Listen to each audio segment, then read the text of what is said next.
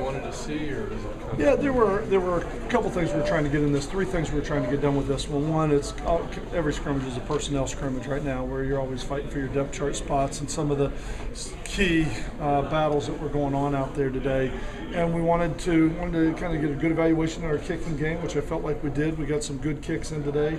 Kickoff return, punt return, and we did it good versus good. We put the guys on our punt team against the guys on our punt return, so it isn't just a shadow or a shell of a kicking game. And so we got some great kicking game reps, and then we wanted to get 100 plays in today, and we got 70. So, I mean, there's probably about 30 more plays I would have liked to get. I would have liked to get a little bit more goal line work, but I felt like for the most part we got done what we wanted to get done. We've got a tired football team right now. I mean, it's practice 16, I believe it is. They're tired, they're beat up. We got some bumps and bruises, and everybody's sore, but really proud of the way that they've pushed through with this camp.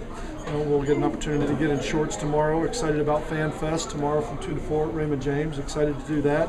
And then we'll come back to work on Monday. This is different than past years. In that past years when we've broken Vero Beach, we've started school on Monday. We don't start on the 20th this year, we start on the 27th. So we've got one more week back in Tampa to polish some things up, but I think it's been a really productive camp for what we wanted to get done and the goals we had coming into it. Skip, at least initially, did you like what you saw from some of the depth chart tweaks you guys had made after the first scrimmage? You get a lot better evaluation once you have the chance to watch the film, but there were Rashard Clyatt's running around. I think Darrell Williams is doing some good things. He didn't show up today. And I think Mark Popek's getting adjusted to guard. We said we'd take this week, give him a chance to get settled in there a little bit and take a look at it and see what kind of depth we can build and what kind of flexibility we have as a football team, moving some linebackers and a couple of the offensive linemen around. But I think it's been successful for what we wanted to try and get done this week. When would you have the next depth chart, or how does it flow from here? At this, I'll probably start game week. I mean, probably next week when we get into game week, I'll put one out.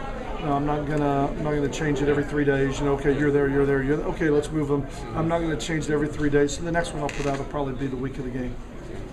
Skip, do you feel like you have any better sense with the freshmen in terms of which ones might play, any added to the list or taken off the list? Again, I'll get a much better idea once we have a chance to watch this, because we're going to find out who can help us in special teams. It's hard, especially in special teams when they're spread all over the field, who really did well today. But there's some guys, the typical names that everybody's been mentioning. I think Eric Lee's got a chance. The guy that really has started to step up with the absence of Juju Forte, I've really been impressed with.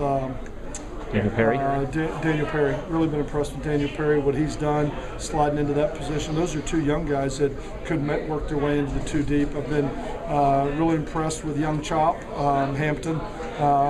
He's built like a pork chop. I mean, young Chop, I think, is doing some good things. I've been impressed with him.